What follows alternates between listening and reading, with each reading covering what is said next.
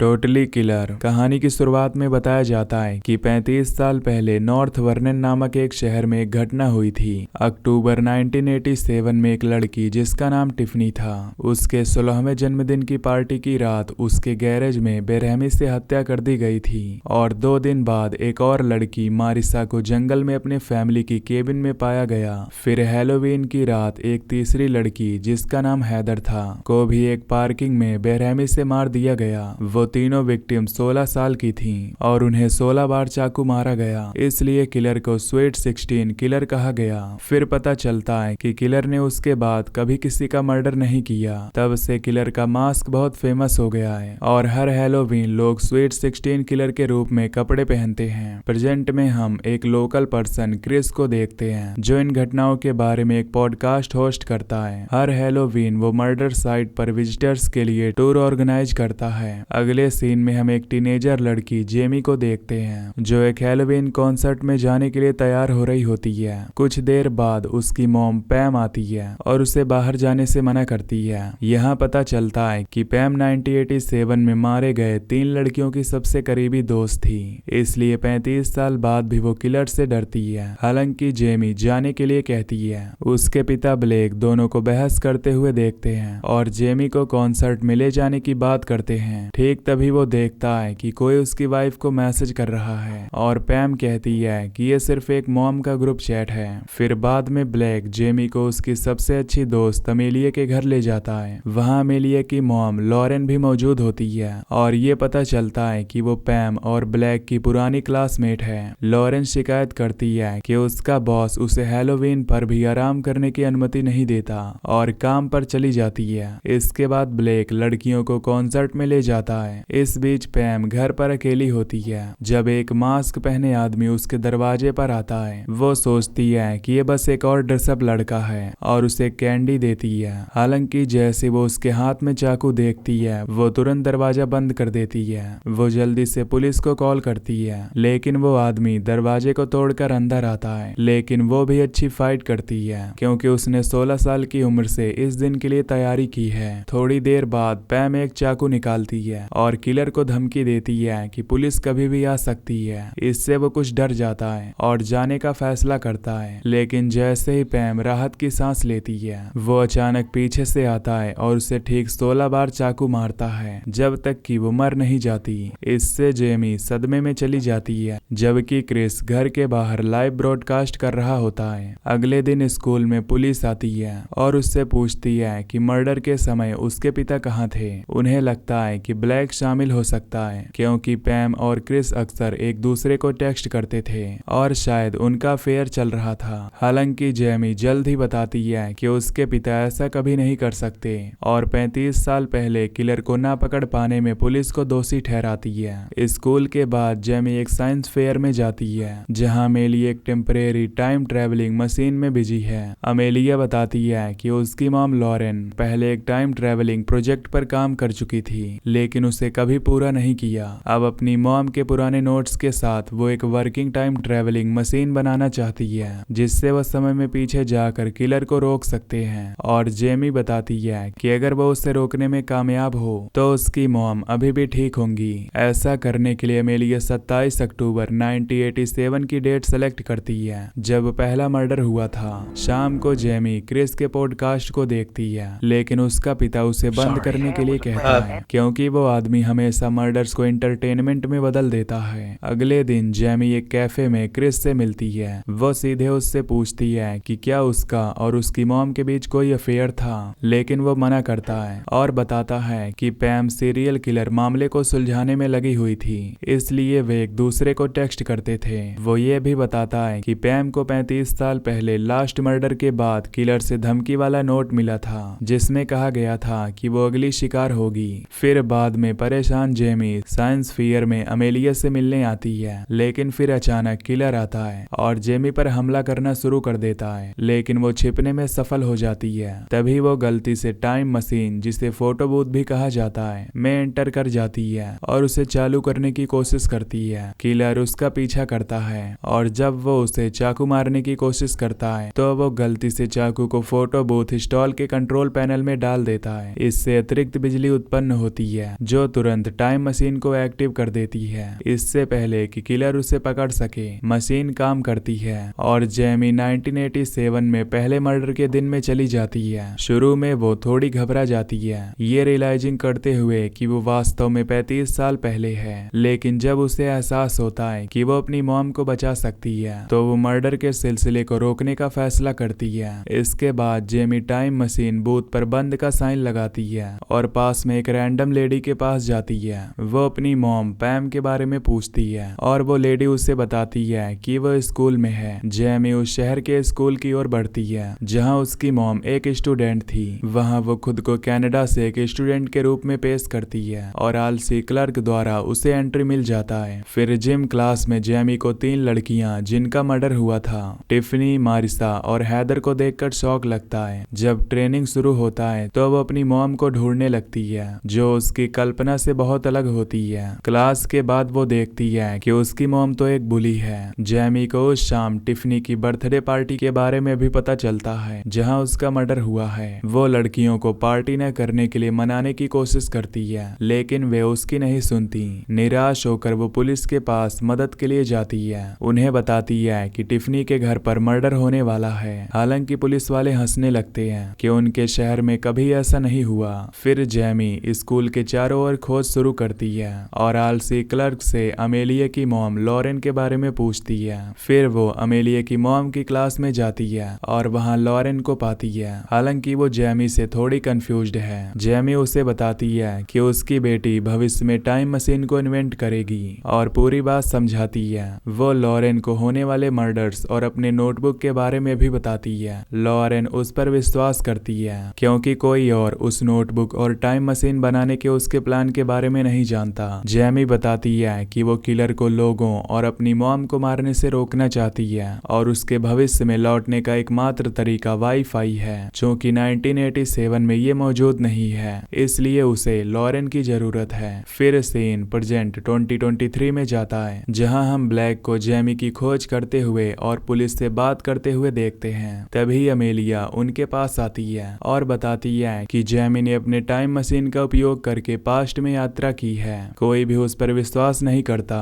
लेकिन क्रिस उसकी बातों में रुचि रखता है। इस बीच 1987 में लॉरेन और जेमी टिफनी की शाम की बर्थडे पार्टी में मर्डर को रोकने के लिए भाग लेते हैं। पार्टी में जेमी एक लड़के डग से मिलती है जिसे हमेशा बुली किया गया था और जो बाद में उसका प्रिंसिपल बन जाएगा। वहां जेमी एक अट्रैक्टिव लड़के को देखती है और तुरंत ही उस पर फिदा हो जाती है। हालांकि जब उसे पता चलता है कि वो लड़का और कोई नहीं बल्कि उसका पिता ब्लैक है तो वो हैरान रह जाती है। उसे ये भी पता चलता है कि टिफनी और ब्लैक एक रिश्ते में हैं और उसके माता पिता ब्लैक और पैम ने अभी तक डेटिंग शुरू नहीं की है। इसके बाद वो 3 लड़कियों को सेफ रखने की पूरी कोशिश करती है लेकिन वो उसकी मदद नहीं चाहती और बस उसका मजाक उड़ाती रहती हैं। कुछ ही देर बाद टिफनी एक लड़के को ऊपर ले जाती है मस्ती करने के लिए। हालांकि वो जल्द ही बाथरूम जाती है लेकिन जब वो लौटती है तो वो लड़का चला गया होता है। वो अलमारी से आवाजें सुनती है और लड़के के बाहर आने का वेट करने का फैसला करती है। अचानक कातिल अलमारी से बाहर आता है और उसकी ओर बढ़ता है, फिर उसे बेरहमी से चाकू मार देता है। तेज म्यूजिक की पार्टी के दौरान जेमी टिफनी को ढूंढती रहती है ताकि उसे सेफ रख सके लेकिन वो उसे थोड़ी देर से पाती है क्योंकि उसकी बॉडी जल्द ही उसके पेरेंट्स के बेडरूम में पाई जाती है। हालांकि वो डर जाती है। जेमी को एहसास होता है कि वो अतीत में चीजें बदल सकती है। टिफनी को रेगुलर टाइम लाइन में गैरेज में पाया गया था लेकिन अब इस बदले हुए टाइम लाइन में उसे उसके माता पिता के बेडरूम में पाया जाता है। इसके बाद जेमी और लॉरेन पैम को घर छोड़ने चलती हैं क्योंकि वे नहीं चाहती कि वो कातिल के साथ अकेली रहे। जब पैम उससे पूछती है कि उसे मर्डर के बारे में कैसे पता चला तो जेमी बताती है कि वो इसी तरह अनुमान लगाती है। फिर तीनों एक रात साथ रहने का फैसला करती हैं और जेमी पैम से पूछती है कि क्या वो किसी को जानती है जो उन्हें मारने के लिए इतना नफरत कर सकता है। इस पर पैम कहती है कि कई लोग कातिल हो सकते हैं क्योंकि उसने और उसके दोस्तों ने बहुत से लोगों को तंग किया है। 2023 में हम एमिली को उसके टाइम मशीन पर काम करते हुए पाते हैं जो इसे समझने और जेमी को वापस लाना चाहती है। अचानक क्रिस आता है और टाइम मशीन को चेक करने में हेल्प करता है। जब वे बात करते हैं तो क्रिस अचानक महसूस करता है कि उसने जानकारी को गलत याद किया है। टिफनी की बेरहमी से हत्या वास्तव में बेडरूम में हुई थी, न कि गैरेज में जैसा उसने पहले याद किया था। यहाँ पता चलता है कि जेमी के पास्ट में किए गए कार्य रेगुलर टाइम लाइन में एक रिपल इफेक्ट पैदा कर रहे हैं। फिर एमिली और क्रिस 1987 की एक तस्वीर देखते हैं और नोट करते हैं कि जेमी वास्तव में समय में वापस यात्रा कर चुकी है। पास्ट में जेमी ग्रुप को केबिन जाने से रोकने की कोशिश करती है जहां अगला मर्डर होगा। वो मारिसा को मनाने की कोशिश करती है कि उन्हें इसके बजाय शहर जाना चाहिए। यह सुनकर मारिसा कहती है कि वो उसके पेरेंट्स के कॉन्डो में जा सकते हैं और जेमी मान जाती है। फिर टीचर जेमी को अजीब, अक्सर तंग किए जाने वाले लड़के डेमन के साथ पेयर अप करने के लिए कहते हैं और वो डेमन की नोटबुक में अजीब चित्र देखती है। इसके बाद मारिसा और लड़कियां जेमी को उठाने आती हैं और वे मारिसा के पेरेंट्स के कॉन्डो की ओर बढ़ते हैं। लेकिन जब वे वहां पहुंचते हैं तो जेमी को ये देखकर डर लगता है कि ये एक कॉन्डो नहीं है बल्कि वही क्रीपी केबिन है जहां मारिसा को मारा गया था। जेमी उन्हें वहां से चलने के लिए मनाने की कोशिश करती है लेकिन बाकी लड़के आ जाते हैं और वे केबिन में पार्टी करने का फैसला करते हैं। जेमी केबिन के अंदर कुछ सेफ्टी नियम लागू करने की कोशिश करती है लेकिन कोई भी उसकी बात पर ध्यान नहीं देता। उस शाम बाद में एक लड़का जेमी को पार्टी पोपर कहता है और उसे केबिन से बाहर बंद कर देता है। अंदर जाने के लिए वो एक रास्ता ढूंढती है। वो देखती है कि हैदर उन 3 विक्टिम्स में से एक बिस्तर पर बेहोश होती है। इस बीच मारिसा और दूसरा लड़का बाहर कुछ समय बिताने का फैसला करते हैं। तब पता चलता है कि कातिल पहले से ही केबिन के अंदर वेट कर रहा है। वो अलमारी से बाहर निकलता है और धीरे धीरे हैदर की ओर बढ़ता है। हैदर ठीक समय पर कमरे से भागने के लिए जाग जाती है लेकिन कातिल उसे पकड़कर सीढ़ियों से नीचे फेंक देता है और मारिसा के बजाय हैदर मारी जाती है।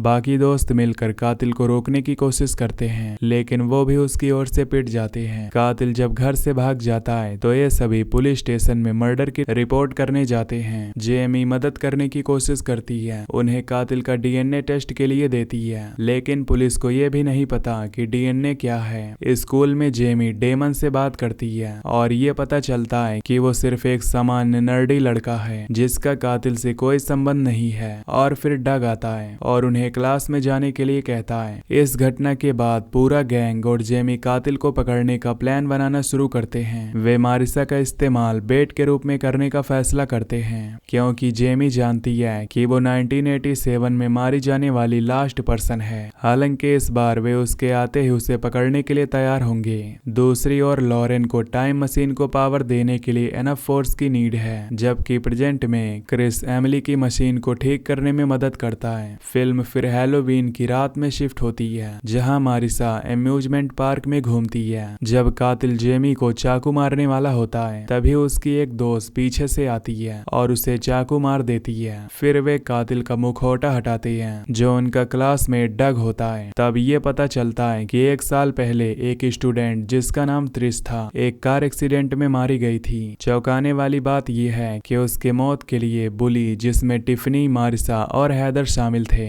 जिम्मेदार थे। उन्होंने उसे फैट त्रिश का नाम दिया था। एक शाम 3 लड़कियों ने त्रिश को टिफनी के घर पर एक रात बिताने के लिए बुलाया और उसे ड्रिंक पिलाने का प्लान बनाया। उन्होंने उसे और अधिक पीने के लिए मजबूर किया, यहाँ तक कि जब वो रोने लगी तो त्रिश नशे की हालत में घर से बाहर निकल गई और एक कार के सामने आ गई। हालांकि इन लड़कियों को नहीं पता था कि त्रिश डग के साथ अफेयर में थी जो बुरी तरह टूट गया था। इसलिए अपने प्यार का बदला लेने के लिए उसने एक मुखौटा पहना और इन बुलियों को मारना शुरू कर दिया। यह सब सुनकर जेमी अपनी मॉम पैम से नफरत करती है लेकिन पैम समझाती है कि वो उस रात यहाँ नहीं थी क्योंकि उसने टिफनी के साथ लड़ाई की थी और मारिसा भी बताती है कि पैम इसमें शामिल नहीं थी। इसलिए जेमी सोचती है कि कातिल डग ने पैम को धमकी भरा नोट क्यों छोड़ा था और प्रेजेंट में उसे क्यों मारा। लेकिन इससे पहले कि वो इसे समझ पाते दूसरा कातिल मारिसा के पीछे आता है और उसे मार देता है। ये आदमी जेमी का पीछा करता है और रास्ते में क्रिस के पिता को मार देता है जो लाइव टीवी पर होता है। फाइनली वो टाइम मशीन में एंटर करते हैं जो अब काम कर रही है और लॉरेन जेमी को समझाती है कि जब राइड शुरू होती है तो उसे उसके भीतर रहना चाहिए। अगर वो ऐसा नहीं करती तो उसे दीवार पर फेंक दिया जाएगा। जब दोनों बात कर रहे होते हैं कातिल आकर उन पर हमला करता है। जेमी लॉरेन से तुरंत जाने को कहती है और फिर जेमी मशीन चालू कर देती है। अचानक पैम सीन पर आती है ताकि जेमी की मदद कर सके जिससे जेमी, पैम और कातिल टाइम मशीन की दीवार के बीच फंस जाते हैं, लेकिन कातिल फिजिक्स के नियमों से परिचित होता है और पैम के पास जाकर उस पर हमला करने वाला था। वो उसे एक बार चाकू मारता है और जेमी अपनी मॉम को बाहर धकेल देती है। जब कातिल का मुखौटा हटाया जाता है तो 2023 का क्रिस सामने आता है। यहाँ क्रिस बताता है क्रिस ने पैम को सिर्फ इसलिए मारा ताकि 35 साल बाद भी स्वीट 16 किलर की कहानी रहे। उसने जेमी को एक नकली धमकी वाला नोट भी दिया ताकि अपने पॉडकास्ट के लिए और अधिक कंटेंट बना सके और उसे और फेमस बना सके। वो अपने पिता की तुलना में थक गया था जो कई अधिक सफल और फेमस थे, इसलिए उसने उसे भी मार दिया और दोनों में लड़ाई होती है और वो उसे नेल गन से गोली मार देती है। जेमी उसे घूमती मशीन में धकेल देती है जिससे वो मारा जाता है। इसके बाद वो प्रेजेंट में लौट आती है। जेमी 2023 में हैलोवीन से एक दिन पहले पहुंचती है और उसके रिलीफ के लिए पैम अभी भी सेफ है और ब्लैक से शादी कर चुकी है। इस बीच लॉरेन को पास्ट में हुई सभी घटनाएं याद हैं और वो जेमी को बताती है कि ये टाइमलाइन उस टाइमलाइन से अलग है जिससे वो आई थी, जो कि उसके पास्ट में किए गए कामों के कारण हुआ था। इसलिए लॉरेन ने एक किताब बनाई है जिसमें उसने सभी चेंजेस को रिकॉर्ड किया है। तभी एक आदमी जेमी को ग्रीट करता है और घर में चला जाता है। लॉरेन फिर समझाती है अब उसका एक बड़ा भाई है जिसका नाम जेमी है और अब उसका नाम कॉलेट हो गया है। इसके अलावा लॉरेन एक इंजीनियर है और अमेलिया अभी भी जेमी की सबसे अच्छी दोस्त है। इस टाइम लाइन में क्रिस एक मठ में रह रहा है जो अपने पिता की मौत को लाइव टीवी पर देखकर शॉक होता है, बिना ये समझे कि ये एक अलग टाइम लाइन से वो खुद है जिसने उसे मारा है। और इसी के साथ ये मूवी यहीं पर एंड हो जाती है।